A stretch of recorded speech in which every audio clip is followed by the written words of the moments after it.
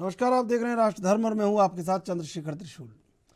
सियासी गलियारों में चर्चाएं चुनाव आम है और इसी पर कोई रंगों से सराबोर है तो कोई टूटते विश्वास से बेरंग है। छत्रपों की छीटाकशी से दिल्ली को फर्क तो नहीं पड़ता, लेकिन कुछ ऐसा है जो सत्तारूढ़ भाजपा के चेहरे से कभी कभी रंगों को बेजार कर देता है। अब ऐसे में विपक्ष का चेहरा बनने को और बनाने को बेताब कांग्रेस अपना सुर ब्रिटेन में लाप रही है, जो शायद समझ से 7 समंदर पार है। पक्ष और विपक्ष की इसी होली में आखिर जीत का गुलाल किसके चेहरे पर लगेगा, ये लोकतंत्र तय करेगा। लेकिन उससे पहले इन सियासी गलियारों में धमाचौकड़ी है।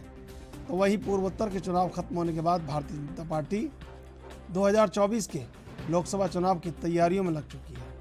साल 2024 में आने वाले चुनाव को लेकर देश की ज़्यादातर राजनीतिक पार्टियां एक्टिव मोड पर नजर आ रही हैं। बीजेपी के वरिष्ठ नेता और बड़े बड़े मंचों से आने वाले लोकसभा चुनाव की ओर इशारा करते नजर आते हैं।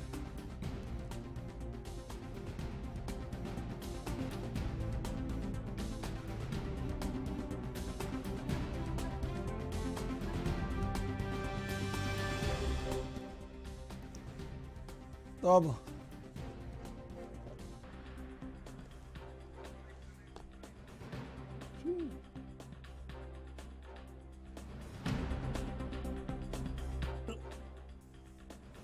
कहीं ना कहीं एक दूसरे के रंगों को जार बेजार कर देते हैं और हर राजनीतिक दल की इच्छा है कि उस सत्ता के रंग को लगाए।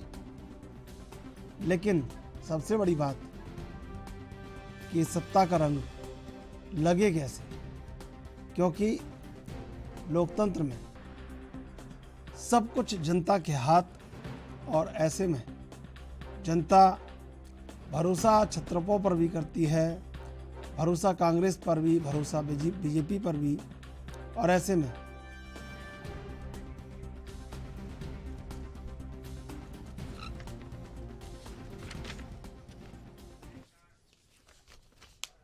और आज इसी मुद्दे पर चर्चा करेंगे। 3 मेहमान हमारे साथ मौजूद हैं। कैप्टन आई सिंह, प्रवक्ता बीजेपी, रतन तिवारी, प्रवक्ता कांग्रेस, सर्वेश्वर पाठक, राजनीतिक विश्लेषक। आप तीनों को होली की हार्दिक शुभकामनाएं।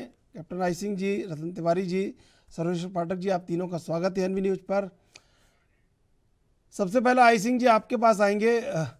थोड़ा मुस्कुराइए, आज होली है और जो छींटे रंगों के सियासी छींटे हैं वो बिखेर दीजिए कांग्रेस पर। क्या लगता है कि इस बार पूर्वोत्तर के चुनाव के बाद क्या लग रहा है कि तेलंगाना में चुनाव होना है, कर्नाटक में होना है, राजस्थान है, मध्य प्रदेश है और छत्तीसगढ़ है, क्या लग रहा है?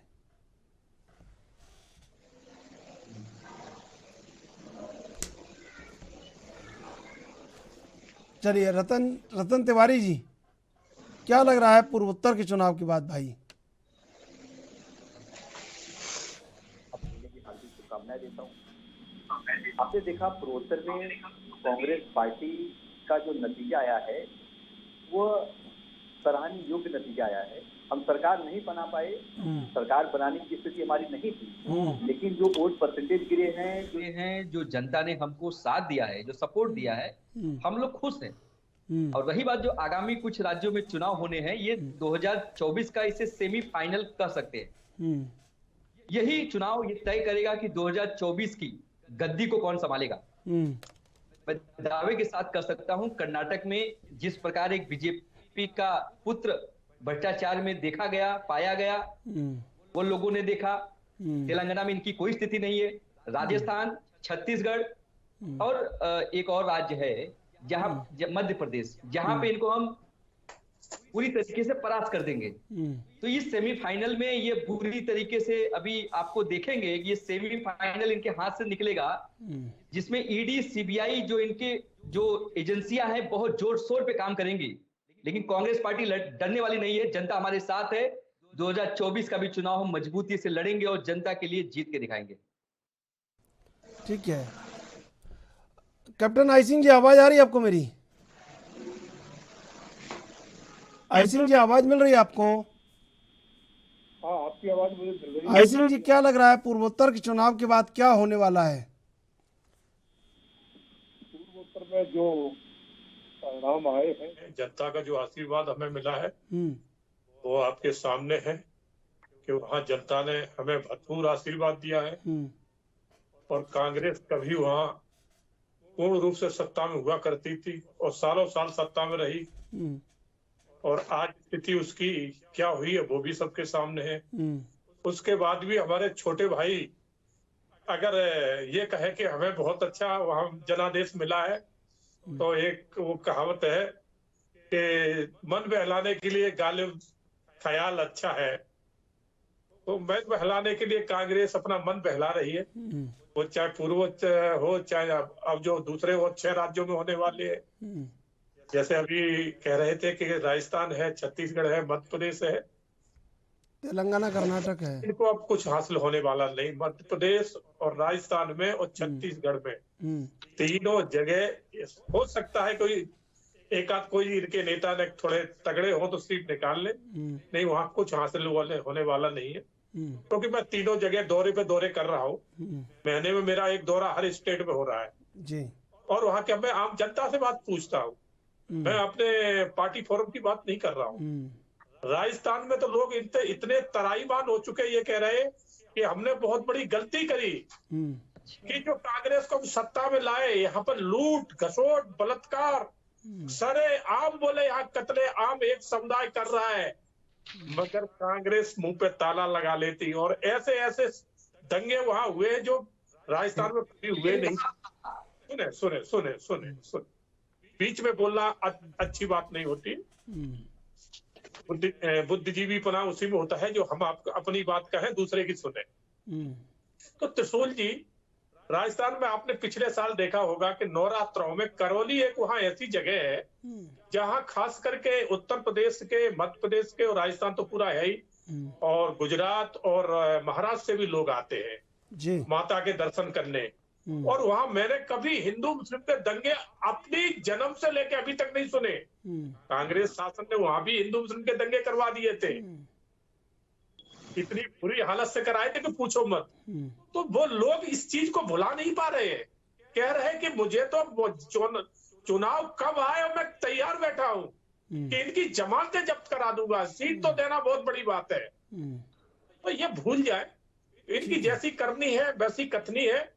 जिस तरह से आपने देखा हो कि राहुल गांधी भारत की बुराइयां जाके कहा करते हैं अंतरराष्ट्रीय प्लेटफॉर्म पे, जो दुनिया देख रही है और सुन रही है, और उसको डिफेंड करने के लिए इनके पार्टी के कार्यकर्ता प्रवक्ता आ जाते हैं कि राहुल गांधी ने क्या कहा है उसे समझे। अरे दुनिया समझ रही है, हमें समझने की कहाँ जरूरत है। आपने अगर कोई चर्चा करना है भारत में करिए ना, बहुत प्लेटफॉर्म है। और सबसे बड़ी बात है कि Rahul Gandhi member of parliament है, अपनी बात रखने की पार्लियामेंट में रखिए ना, जिसमें कभी वो बात करते नहीं है, छोड़ के भाग जाते हैं। या तो पार्लियामेंट में वो शोर शराबा मचाते हैं या पार्लियामेंट छोड़ के भाग जाते। राहुल गांधी एक ऐसे हैं जिनकी पार्लियामेंट में अटेंडेंस सबसे कम है। अब सोचिए, जिनको सांसद बना के जिन लोगों ने भेजा है कि ये हमारे सवाल उठाएंगे, हमारी समस्याओं का सॉल्यूशन निकालेंगे, उनकी वहां अटेंडेंस ही नहीं है, उन्होंने सवाल ही नहीं उठाए, तो राहुल गांधी से क्या अपेक्षा करेगी जनता? उन्हीं की बात करने तो विदेश जा रहे हैं, वो उन्हीं की बात करने तो गए हैं वहां पर। और हो सकता है कि विदेश से ही अपनी बात चुनाव लड़े, ऐसा भी हो सकता है, क्योंकि उन्हें हिंदुस्तान से ज्यादा प्यार, जैसे इनके मणिशंकर अय्यर कहा करते थे ना कि हिंदुस्तान से ज्यादा प्यार हमें पाकिस्तान में मिलता है, तो राहुल गांधी को भी हिंदुस्तान से ज्यादा प्यार विदेश में मिलता है। नहीं, तो उसी प्यार के लिए वो तैयार आज मैं आपकी जानकारी के लिए बता दूं कि राजस्थान में वहाँ के पर्यटन मंत्री हैं विश्वेंद्र सिंह, उनके पुत्र ने ट्वीट किया है कि राहुल गांधी ब्रिटेन को अपनी मातृभूमि मानते हैं। ये उनका ट्वीट है रतन जी। इस ट्वीट पर राजस्थान में बड़ी चर्चाएं हैं, इसलिए मैं बता रहा हूँ आपको। आप ही की कांग्रेस के पर्यटन मंत्री के पुत्र ने ट्वीट किया है।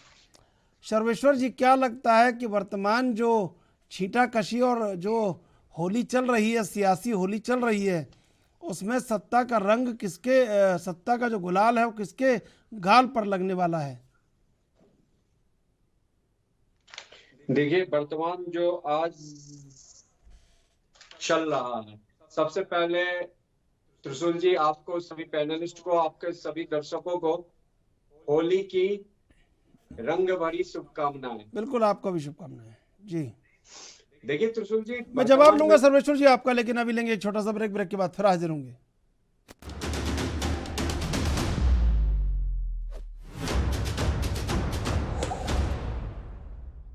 सीधे चलेंगे मेहमानों के पास। सर्वेश्वर जी, सत्ता का गुलाल विपक्ष क्या अपने गाल पर लगवाने में इस बार कामयाब हो जाएगा, लग रहा है आपको?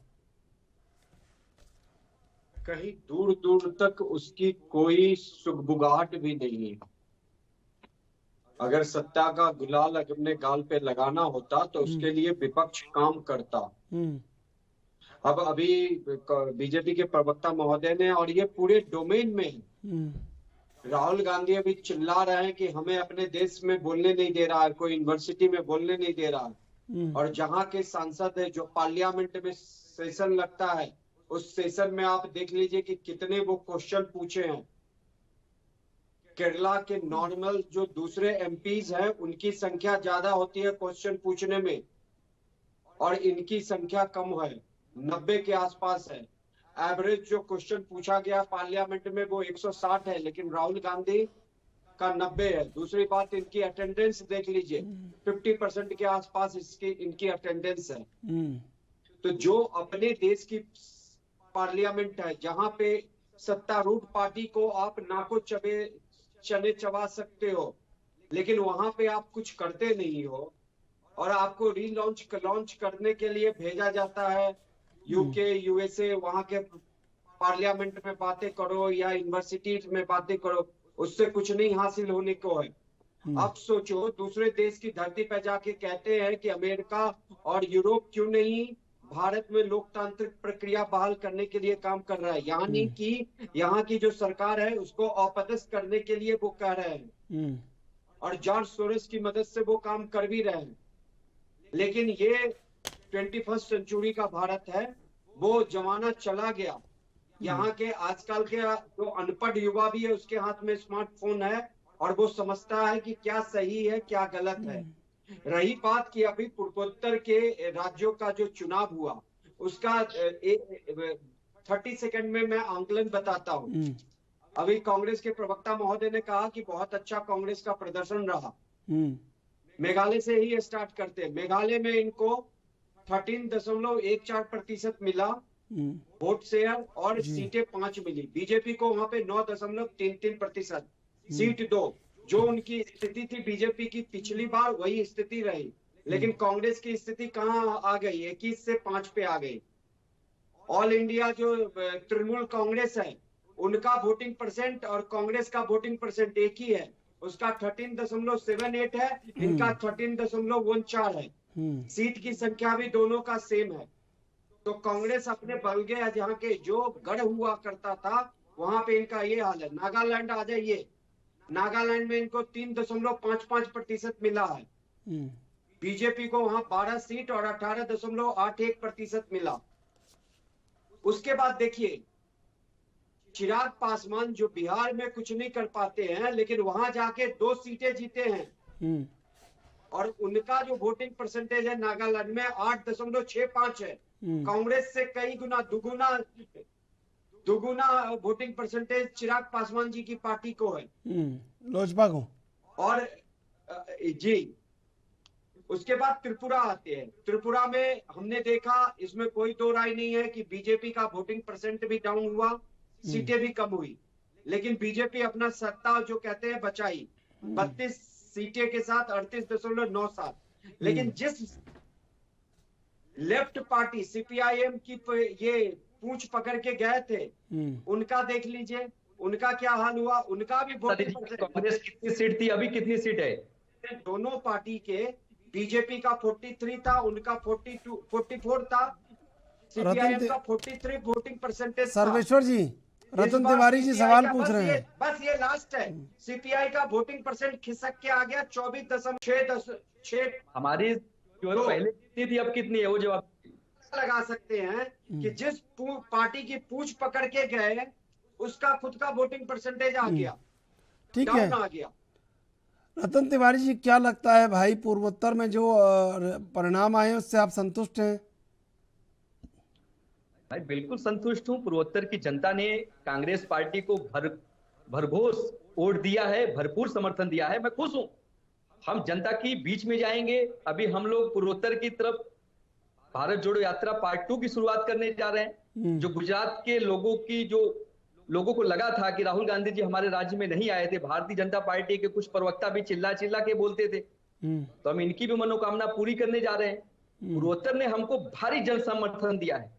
अभी हमारे जो दूसरे प्रवक्ता बात कर रहे थे, हम इनको राजनीतिक जानकार भी कह सकते हैं, इन्होंने ये नहीं बताया कि कांग्रेस पार्टी की सीट 0 थी, आज सीट बढ़ी है, परसेंटेज बढ़ा है, क्योंकि हम सारे सीट पे चुनाव नहीं लड़े थे, हम 12-15 सीट पे चुनाव लड़े थे। नहीं, आप कांग्रेस को कब से देख रहे हैं? कांग्रेस को कब से देख रहे हैं वहां पे? मैं तो शुरुआत से बात कर रहा हूं, जब 8 राज्यों में आपके मुख्यमंत्री हुआ करते थे, तो कब से देख रहे हैं कांग्रेस को?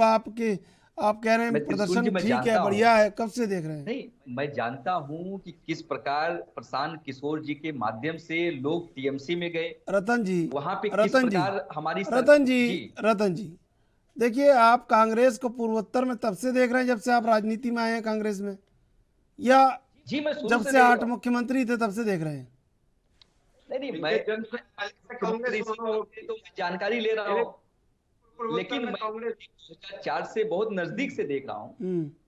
लेकिन ये मैं मानता हूँ, आप सभी को मानना पड़ेगा, किस प्रकार कांग्रेस के विधायकों को तोड़ा गया, किस प्रकार वहां पे खरीद फरोख्त हुई है, जनता ने देखा है। और मैं रही बात मध्य प्रदेश की बात करता हूँ, कर्नाटक की बात करता हूँ, देश ने, वहां के राज्य ने कांग्रेस पार्टी को माइंडेट दिया था, कांग्रेस पार्टी को सरकार दी थी, लेकिन किस प्रकार भारतीय जनता पार्टी पीछे के दरवाजे से सरकार को गिराई और जबरन सरकार बनाई है। मध्य प्रदेश और छत्तीसगढ़ हमको प्रचंड मतों से सरकार दी। इन्होंने बोला कि हमारे ऊपर आरोप लगा रहे थे, मैं इनको कहना चाहता हूं, छत्तीसगढ़ में 15 साल की सत्ता को उखाड़ फेंकने का भी काम कांग्रेस पार्टी ने किया है। तो कांग्रेस पार्टी बढ़ रही है, मजबूत स्थिति में आ रही है। आप लोग घबराइए मत, हम आपके ऊपर बदले की राजनीति की भावना से कार्रवाई नहीं करेंगे, आपके ऊपर सीबीआई और ईडी की जांच नहीं लगवाएंगे, आप लोगों को जेल में नहीं डालेंगे, आप घबराइए मत। जनता सरकार बनाने जा रही है, इंतजार करिए 2024 का। ठीक है, बुरा न मानो, होली है। बताइए आप एक बार सर्वेश्वर जी एक बार उनसे जवाब तो ले लीजिए, आई सिंह जी से, इंद्रजीत सिंह जी। जी चंद्रशेखर जी, जैसे अभी कांग्रेस के मित्र कह रहे थे, छोटे भाई है हमारे, के खरीद फरोख्त करते हैं, शायद ये भूल गए राजस्थान में 8 विधायक थे बहुजन समाज पार्टी के, इन्होंने एक भी नहीं बचने दिया, सारे के सारे उड़ा ले गए। तो ये शायद अपने गिरबान में कम झांकते हैं। तो ठीक है, अच्छी बात है, अगर जनता इन्हें नकार रही है और फिर भी इन्हें अच्छा लग रहा है। घबराइए मत, आप पर ईडी की कार्रवाई नहीं करवाएंगे, मैं आपसे जवाब लूंगा, लेकिन अभी लेंगे एक छोटा सा ब्रेक के बाद फिर हाजिर होंगे।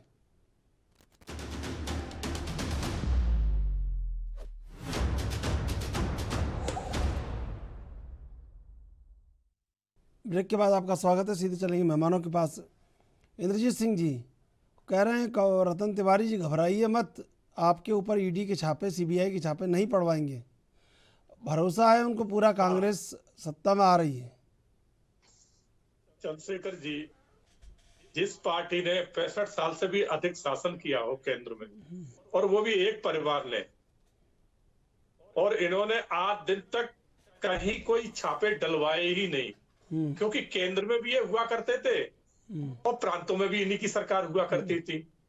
और लोग तो यहाँ तक कहने लगे थे, नेताओं के बारे में जो लोगों की धारणा बन गई थी आम जनता की, कि नेता तो कितना भी भ्रष्टाचार कर ले, उनका कोई कुछ नहीं बिगाड़ सकता, उनका कुछ नहीं बिगड़ेगा, उन्हें कोई जेल में नहीं ले जा सकता। और ईडी, सीबीआई, इनका तो लोग नाम ही नहीं जानते थे कि कोई जांच एजेंसियां भी हैं इस देश में। पहली बार लोगों को पता चला है कि जांच एजेंसियां बहुत कुछ कर सकती हैं।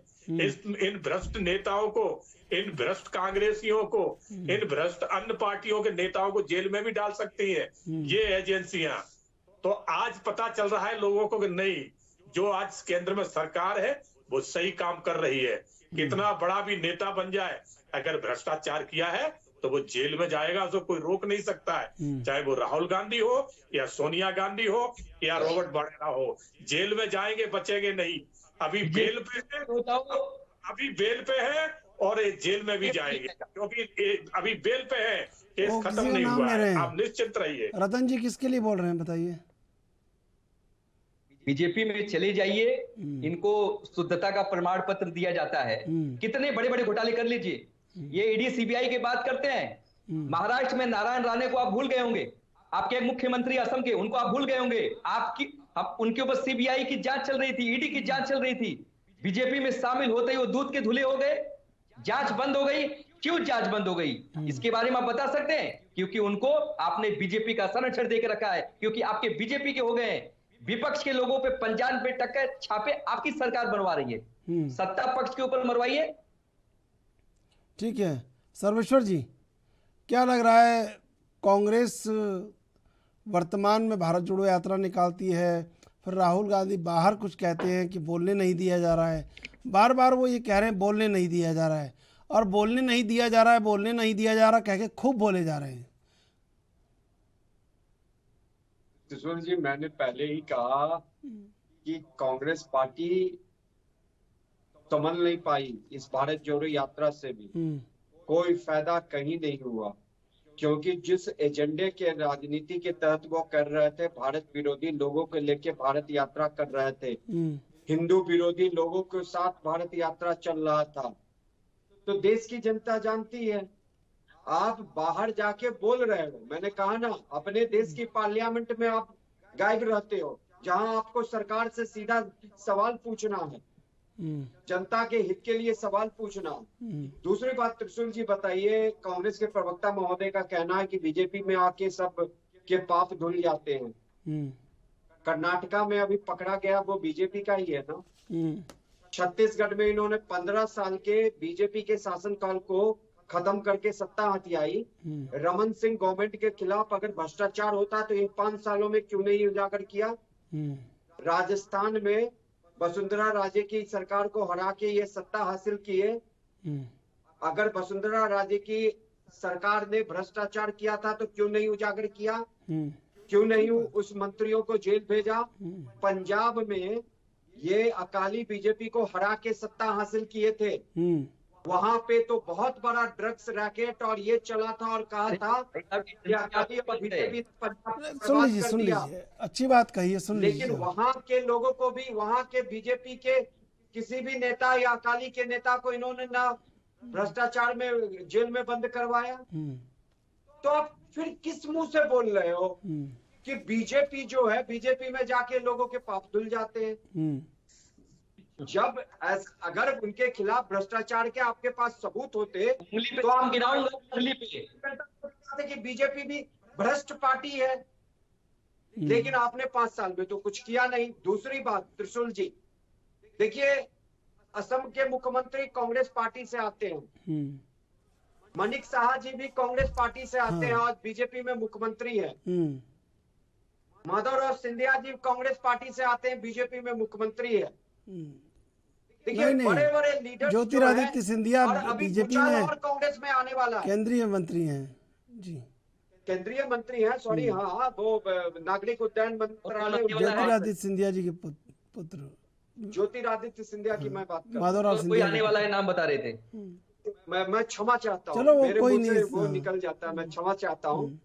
ज्योतिरादित्य सिंधिया उनके सुपुत्र जी बीजेपी के में हैं और केंद्रीय मंत्री हैं। इनके यहाँ वही नेता रहते, उनको परफॉर्म नहीं करना देता। राहुल गांधी जी जब आए थे तो यंग लीडर को आगे किए थे, जिसमें ये ज्योतिरादित्य सिंधिया जी राजस्थान से सचिन पायलट हो गए, उधर मिलिंद देवरा हो गए, जतिन प्रसाद हो गए। अब देखिए इन नेताओं का क्या हुआ, ये दूसरी कतार फोर्स लेके वो आगे बढ़े थे, उनको फिर पिछले डब्बे में डाल दिया और राजस्थान में रस्साकसी हमें देखने को मिल रही है। नहीं, ये रतन तिवारी जी, मैं आ रहा हूँ सर्वेश्वर जी। रतन जी देखिए, ये एक यूपीए 2 के बाद, यूपीए 2 के समय एक दूसरी कतार कांग्रेस में खड़ी हो गई थी और बढ़िया से परिपक्व अवस्था में आ गई थी, लेकिन फिर खुद अपने हाथों से आपने उन्हें उखाड़ फेंका। मैं जवाब देता हूँ आपको त्रिशूल जी। जतिन प्रसाद का इन्होंने जिक्र किया।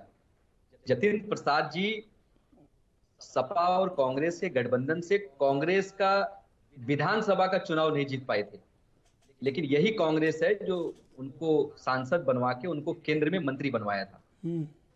सिंधिया साहब को केंद्र में मंत्री बनाने का काम कांग्रेस पार्टी ने किया। मिलिंद देवड़ा हो, वो तो आज हमारे साथ हैं, सचिन पायलट जी हमारे साथ हैं। तो जितने लोग अगर गए हैं, क्यों गए हैं, क्या कारण रहा है, वो आने वाले समय में सब स्पष्ट हो जाएगा, सामने आ जाएगा।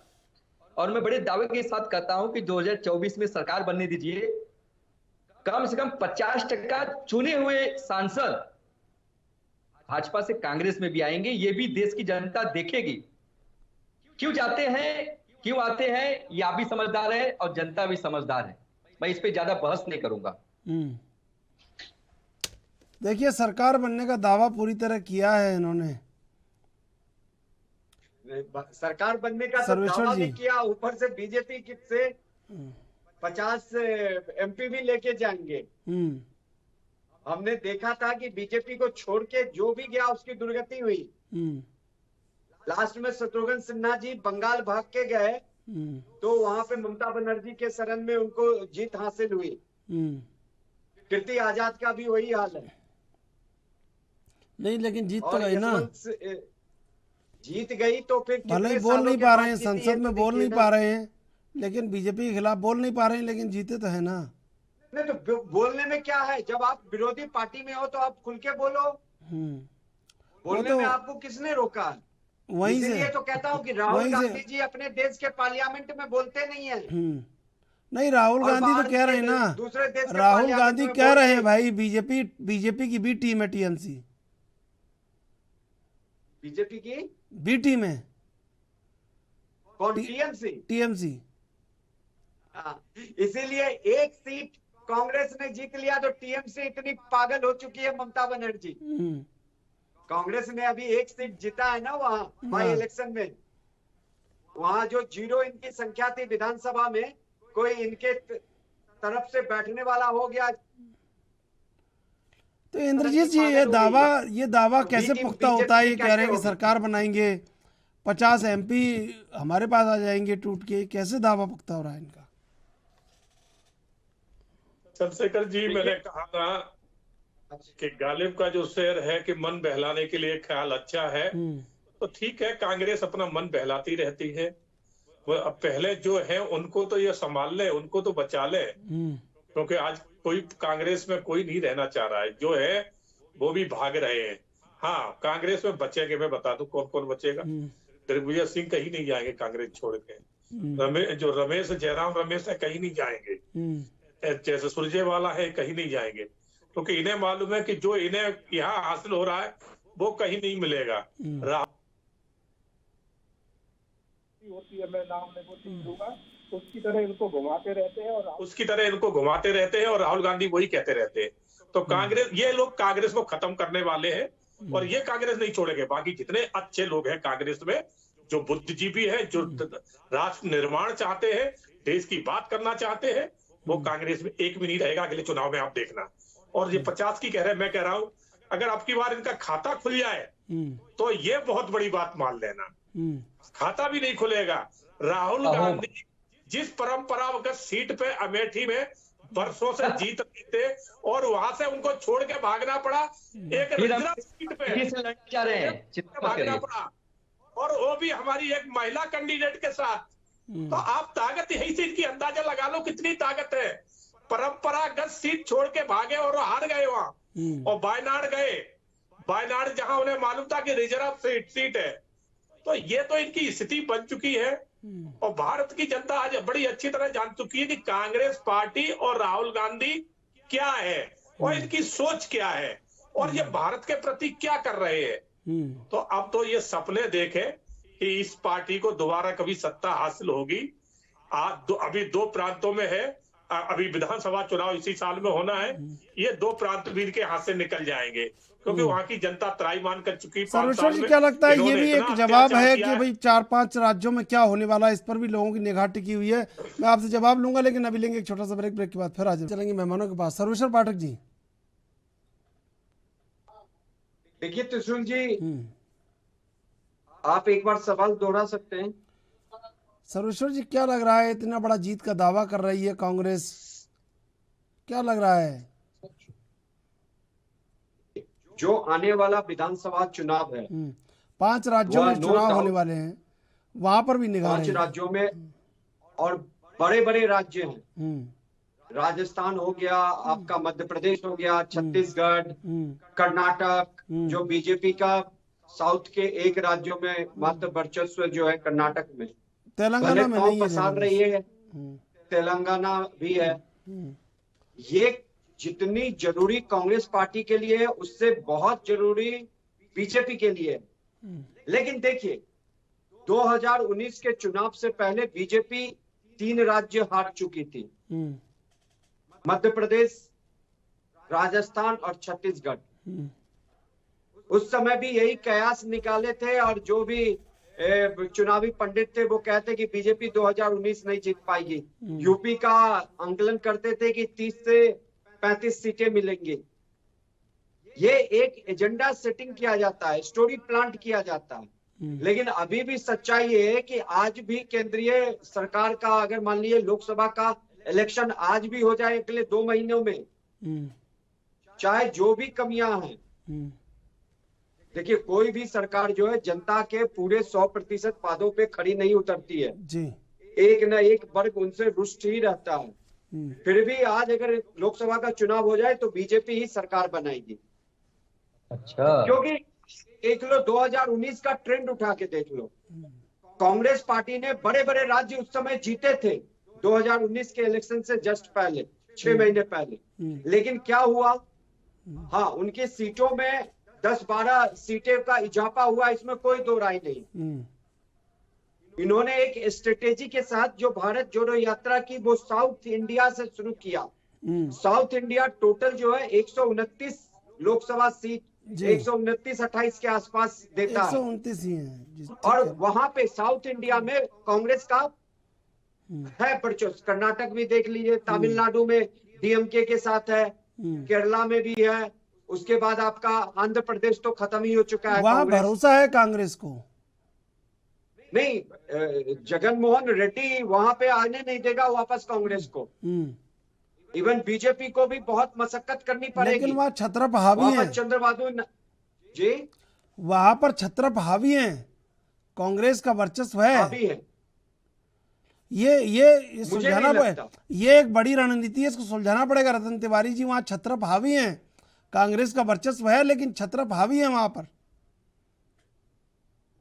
और उनसे आपका बहुत अच्छा संबंध नहीं है।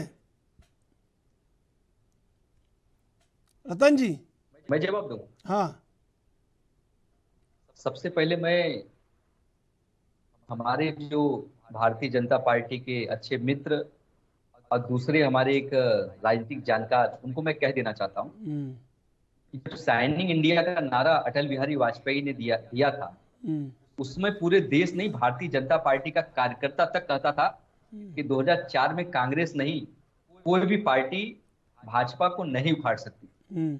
लेकिन 2004 में इनका सफाया होगा, कांग्रेस पार्टी की यूपीए की सरकार बनी। तो आप घमंड मत करिए, मुस्कुराइए मत। कभी भी सुनिए सर्वेश्वर जी, सुनिए, जनता जो होती है, जनता जनार्दन होती है, जनता मालिक होती है, जनता फैसला सुनाती है। क्योंकि जनता की अदालत में हमारा और आपका घमंड नहीं चल सकता। साउथ में हम स्थिति हमारी मजबूत है। हम उत्तर की तरफ अगर जाते हैं, उत्तर प्रदेश जाते हैं, बिहार जाते हैं, उत्तराखंड जाते हैं, दिल्ली जाते हैं, कुछ है नहीं, इस तरफ हमारी स्थिति नाजुक है। हाँ। लेकिन अगर वहां पे जो हमारे मुख्य विपक्षी पार्टियां हैं, अगर वो साथ में आ जाती हैं, निश्चित तौर पे आपका सफाया निश्चित तौर पे हो जाएगा। और आप राजस्थान में भी देखेंगे ना, 2025 को, 2019 को और 2014 को, तो वहां बहुत बुरी स्थिति रही है। मैं मानता हूं, राजस्थान हो, चाहे गुजरात हो, चाहे छत्तीसगढ़ हो, मध्य प्रदेश हो, वहां पे जाहिर से मुझे लोकसभा में काफी कम सीटें मिली। यहां तक कह सकते हैं कि स्थिति बहुत ही नाजुक थी। लेकिन समय, ये राजनीतिक सिस्टम है, कहाँ उम्मीद कहाँ नजर आ रही है आपको? आप मल्लिकार्जुन खड़गे भी कह रहे हैं कि 100 सीटें बीजेपी की नहीं आएंगी, कहाँ आपको उम्मीद ज्यादा नजर आ रही है? वो अभी मैं आपको बता देता हूँ।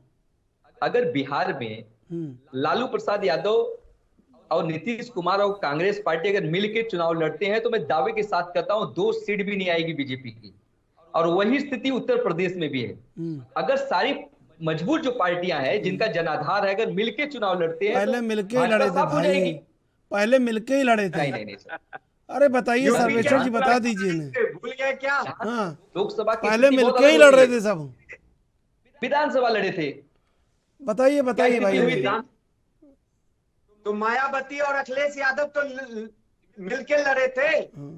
आप कह रहे हो कि हमारे वो सहयोगी दल है, तो क्या हुआ? मैं कांग्रेस पार्टी की बात कर रहा हूँ। कांग्रेस पार्टी उस गठबंधन की हिस्सा थी। नहीं तो अब आपको क्या लग रहा है, उत्तर प्रदेश में मिलके लड़ लेंगे तो कर लेंगे बेड़ा पार? सभी लोगों को बड़ा दिल दिखाना होगा। मैं कांग्रेस पार्टी की भी बात करता हूँ कि हमको ये पता है कि हम 80 सीट पे चुनाव लड़के नहीं पूरी सीट पे हम जीत सकते हैं। हम 80 सीट पे चुनाव लड़के बहुत ज्यादा 10-15 सीट पे चुनाव जीतने की स्थिति में है, लेकिन हम 10-15 सीट पे गठबंधन करके उस भूमिका में जाते हैं। अरे भाई इतना तो जाहिर सी बात है कि इतने कंधे कहाँ से लाएंगे जो सत्ता पे निशाना लगा दें आप बंदूक रख के? सवाल ये है सबसे बड़ा। मैं इंद्रजीत जी आपके पास आऊंगा, जवाब लूंगा, लेकिन अभी लेंगे एक छोटा सा ब्रेक। ब्रेक के बाद फिर हाजिर होंगे।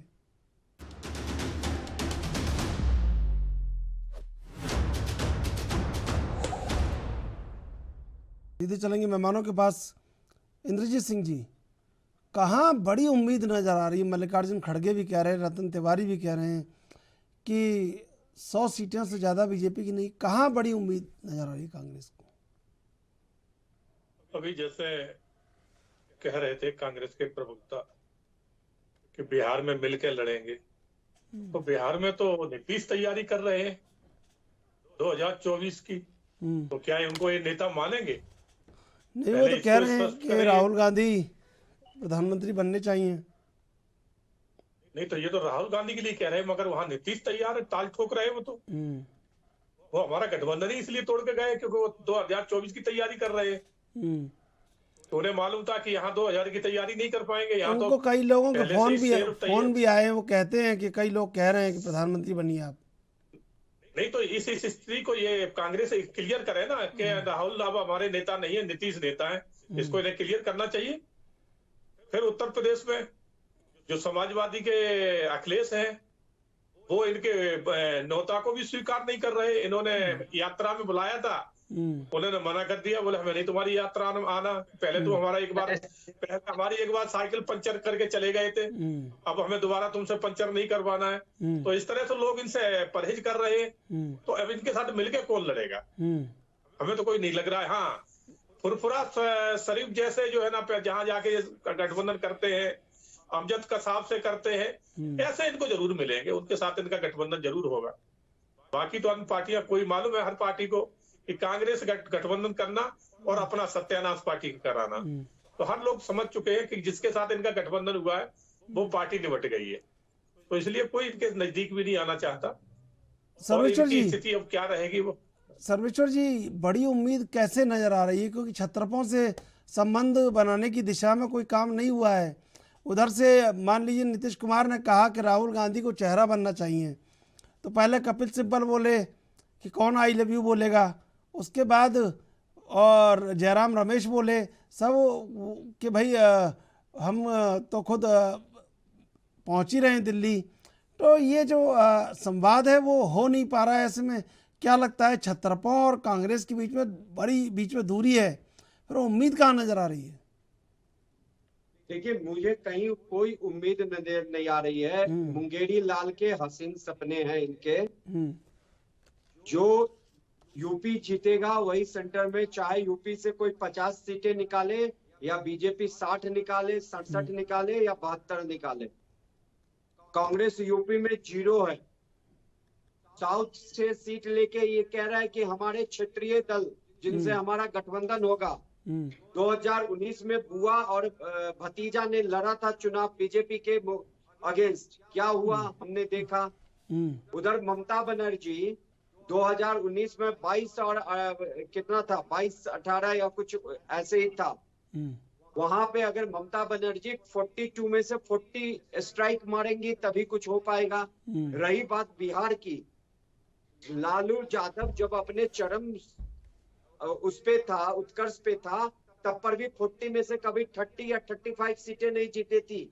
कांग्रेस के साथ गठबंधन में तो वहां चुनाव होता ही था लालू यादव का। ना ही नीतीश ने जीता था, बीजेपी के साथ हो या बीजेपी जो भी हो। बीजेपी के साथ आने पे भी अपने 50% अगर सीटें लिया है तो उसमें से पूरे के पूरे नहीं जीतते थे। तो हम कौन सा आंकलन है, कौन सा ऐसा स्टैटिस्टिक्स है जिसको ये बैठा के कह रहे हैं कि हम सत्ता हासिल कर लेंगे? रतन जी बताना तो पड़ेगा भाई आपको। मैं बताऊंगा। ठीक है, साइनिंग इंडिया फ्लॉप रहा था बीजेपी का, लेकिन वाजपेयी जी वाली गवर्नमेंट और आज के मोदी जी के गवर्नमेंट में जमीन आसमान का अंतर है। 19 में भी ऐसे ही माहौल क्रिएट किया गया था, लेकिन 14 से ज्यादा सीटें बीजेपी 19 में लेके आई। और अब तो बीजेपी के पास बहुत सारे मुद्दे हो गए हैं 2024 में जाने के लिए। सबसे बड़ा है राम मंदिर, जो इनके घोषणा पत्र में सबसे प्रमुखता से होता था। और जनवरी के महीने 2024 में जनवरी में राम मंदिर, हमारा भव्य राम मंदिर रामलला का बनके तैयार हो जाएगा। मुस्लिम पे यही मैं चाहता था।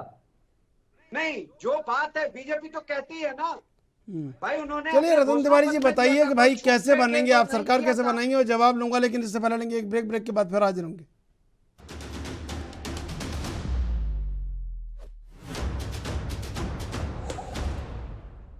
सीधे चलेंगे मेहमानों के पास। रतन तिवारी जी, वो क्या एजेंडा है? छत्रप आपके साथ है नहीं और बड़ी स्थिति मजबूत कहीं लग नहीं रही है, तो आप कैसे भरोसा करते हैं और कैसे ये दावा करते हैं कि 100 सीटों पर बीजेपी 100 से ज़्यादा नहीं आएगी और आप सरकार बनाएंगे? ये छत्रक आज हमारे साथ नहीं है, कल हमारे साथ होंगे। साउथ में हमारी स्थिति मजबूत है। हमारे कांग्रेस के शीर्ष नेतृत्व साउथ में हम नजर बनाए हुए हैं, सभी हमारे साथ हैं। हमारी नजर पूर्वोत्तर और उत्तर की तरफ है, जहाँ पे हमारी स्थिति बहुत ही नाजुक है। और इस उत्तर की तरफ हम जो प्रमुख विपक्षी पार्टियां हैं उनके साथ तालमेल बनाने की कोशिश कर रहे हैं। नीतीश बाबू के साथ, लालू जी के साथ हमारी बात चल रही है, लगभग तय है कि हम मिलके लड़ेंगे। महाराष्ट्र में शिवसेना के साथ हमारी आघाड़ी बन चुकी है, मिलके लड़ने जा रहे हैं। अब सपा अगर हमारे साथ आती है तो निश्चित तौर पे सपा का भी फायदा है और हमारा भी फायदा है। तो गठबंधन की बात चल रही है। और ये जो बोलते हैं कि इनके साथ है कौन, अकाली दल इनका साथ छोड़ के भाग गया, शिवसेना इनका साथ छोड़ के चला गया, जिसको इन लोगों ने 2 धड़े में अलग कर दिया। नीतीश बाबू इनके साथ हुआ करते थे, वो इनका साथ छोड़ के चले गए। इनका एनडीए टूट रहा है मोदी जी के घमंड और अमित शाह के हिटलरशाही रवैये से। रही बात कांग्रेस की, कांग्रेस पार्टी सभी धर्म सभी समाज की पार्टी है। हमारे साथ हिंदू भी है, मुसलमान भी है, सिख ईसाई सब हैं। आज आप लोग राजनीति जब चुनाव आता है तो आप हिंदू मुस्लिम मंदिर मस्जिद धर्म के नाम पे, मजहब के नाम पे बांटने का काम करते हो और मुसलमानों के विरोध में बात करते हो, और उसके बाद भी अब सबका साथ सबका विकास की बात करते हो। लगातार उत्तर प्रदेश में आपके राज्यों में जो सबसे बड़ा राज्य है, जो आप कहते हैं कि उसी राज्य से तय होता है सत्ता का सिंहासन, उसी राज्य में बलात्कार जैसी घटनाएं आती हैं और आपका ही विधायक उसमें लिप्त पाया जाता है, जिसे आप बचाने का काम हमेशा करते हैं। उसी उत्तर प्रदेश में प्रधानमंत्री मोदी चीख चीख के चिल्लाते हैं कि हमारी सरकार बनेगी तो 2 करोड़ प्रति वर्ष रोजगार देंगे, जो आप कुछ नहीं दे पाते। आप ही के प्रधानमंत्री चीख चीख के चिल्लाते थे कि अच्छे दिन आने वाले हैं, 15-15 लाख रुपए देंगे। आप इस देश को धोखा देने का लगातार काम कर रहे हो। किस आधार पे आप 2024 में जनता के बीच में जाके वोट मांगोगे? जनता तैयार है आपसे सवाल और जवाब करने के लिए। आपको जवाब वोट के दम पे, वोट के आधार पे दिया जाएगा। और 2024 में मैं दावे के साथ ये कह रहा हूं, 2024 में सत्ता परिवर्तन होने जा रहा है। आपके घमंड को मैं नहीं, कांग्रेस पार्टी नहीं, देश की जनता तोड़ने जा रही है। इंद्रजीत जी सुना आपने? चंद्रशेखर जी जब तक मंदिर की शुरुआत नहीं हुई थी तब यही कांग्रेस पार्टी हर डिबेट में, क्योंकि मैं आज से नहीं हूँ डिबेट में, आज 7-8 साल हो गए आते, तो मैं उस टाइम भी देखा करता था कि कांग्रेस का हर प्रवक्ता हर डिबेट में ये कहता था मंदिर वही बनाएंगे, तारीख नहीं बताएंगे। आज इनके मुंह पे ताला लग चुका है। अब हम मंदिर भी बना रहे हैं और हमने तारीख भी बता दी है। और रही बात इन्होंने हिंदू मुस्लिम की, हमने कभी हिंदू मुस्लिम की बात नहीं करी है। आप इतिहास देख सकते हैं कि आपकी सरकारों में हिंदू मुस्लिम के झगड़े कितने हुए हैं और हमारी सरकार में आप एक गिनती करा दे। गुजरात में जब से नरेंद्र मोदी आए कोई गुजरात में हिंदू मुस्लिम का झगड़ा नहीं हुआ है। उत्तर प्रदेश में जब से योगी आए कोई हिंदू मुसलमान का झगड़ा नहीं हुआ है। मैं इसी हाल तक और आपकी राजस्थान में चलिए भाई ठीक है, पिछली बार ठीक है, 4 बार हिंदू मुसलमान के झगड़े ठीक है, लेकिन सरकार के पास बड़ा हिंदू मुसलमान का करते हो। आपके पास सरकार लाने का गणित आपको लगाना होगा, रणनीति बैठानी होगी। समय समाप्त हो रहा है। इंद्रजीत सिंह जी, रतन तिवारी जी, सर्वेश्वर पाठक जी, आप तीनों का धन्यवाद डिबेट जोड़ने के लिए। कांग्रेस को कहीं ना कहीं छत्रपों से संवाद करना होगा और रणनीति तय करनी होगी। ऐसे ही दावा करने से कुछ नहीं होगा। आने वाले वक्त में जनता भी तय करेगी आखिर क्या होगा। बहरहाल देश विदेश की ताज़ा खबरों के लिए आप देखते रहिए एनवी न्यूज।